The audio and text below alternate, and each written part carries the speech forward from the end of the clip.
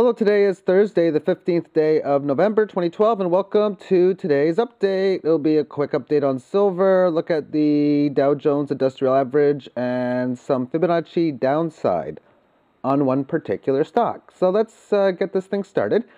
Yesterday, the price action came up exactly to the 76.4 level, and that is at 32.95. I've been stating for the last week plus that this could possibly, and that keyword is possibly, be that failed breakdown. Usually a failed breakdown creates a fast move in the opposite direction. I don't consider this a fast move, but a clear break, nice dollar move, 75-cent move above that level, that would be a fast break. And the failed move was breaking down below the significant support level and then recapturing it very quickly.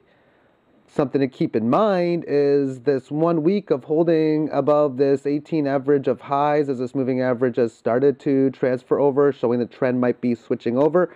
If that is the failed move, you can watch out for the possible breakdown, still waiting, of course, within the action. So with the stock market getting their ass kicked right now, maybe you can say silver is holding up, but it's very difficult to state because silver and the stock market do not trade together. But let's take a look at the Dow Jones on multiple time frames, starting with a 2-day time frame. Every single time I show these Dow charts, there's 4 of them. It is a significant low. It is a significant high. So from the last SIG low, support found a major, to me, that's a major pierce above this level, and then quick breakdown. It has not found support today at 12,632. Maybe it'll come back, find resistance there. Maybe it'll be that failed or quick pierce below and then recaptured. It's difficult to state yet, but it's looking as if this thing is not over. In the next so many days, more downside pressure. So where would it possibly go down to? Well, let's shorten or longer this, shorten it out, the opposite of shorten it, longer this set. That doesn't make any sense. Anyway, SIG low, SIG high. It looks pretty much confirmed, guaranteed, high extreme probability odds that the price action will move down to 12,312. That would be a 38.2% correction from the scary debt ceiling moves. That's when the debt ceiling back in 2011 was breaking past then the high of 14.2 trillion in that area. But they fixed the problem huge by voting on increasing the debt ceiling. Can you see the problem with that? It's going to happen again. We're going to have debt ceiling issues coming into talks early 2013. Something to keep your eyes on. Okay, so this is that key level. If this area is not support, then this is the next one after that. Even if it is going to be a bearish move coming in, it's still not a surprise to find support here. Maybe make some sort of lower high and then break down below as a very common symptom as well. So now let's change again the SIG highs, SIG lows.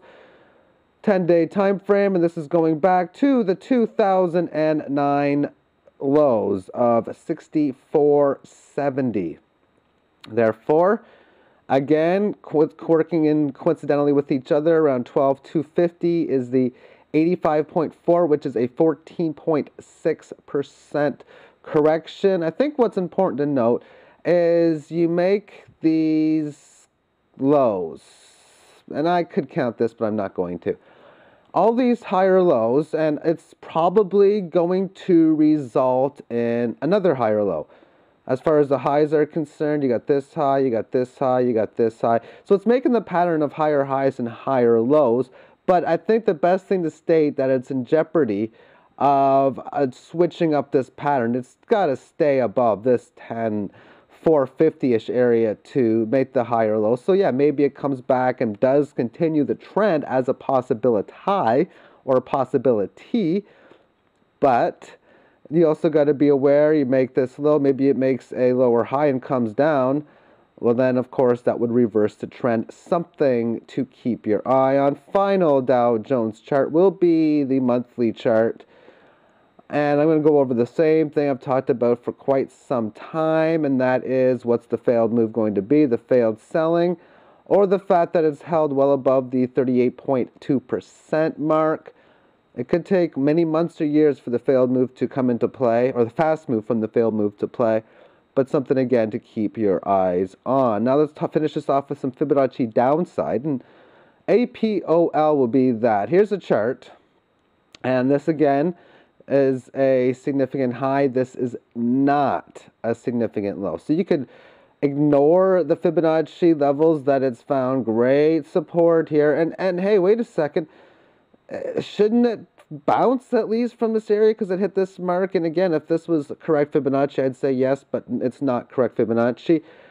So let's talk about the Fibonacci downside. Normally, for Fibonacci upside, what I'll do is I'll take a specific range, and I can take the highest price divided by the lowest price and put it to the power of 1.618, multiply that by the low, and that would give me an upside target. But this is looking as if we're hitting a downside target. So I have to reverse it completely. So here again is the Fibonacci upside mark. This low happens to work out to 33.33. This high is 98.01. So to do the opposite of the Fibonacci upside, then what I will do is I will go, instead of high divided by low, I'll take 1 divided by low divided by 1 divided by high to the power of 1.1618. Multiply 1 divided by the high and divide that whole answer by 1 again. The answer to that is 1711. So that's going to be something I'm going to look for. Probably play it within that game that I've been going on, although it's just a boring game anyway, but it's more of an educational tool anyway, as it does have a pretty decent track record of finding tops and bottoms within that level. So that'll be it for today. Thank you for tuning into today's video, and have yourself a great day. Bye-bye.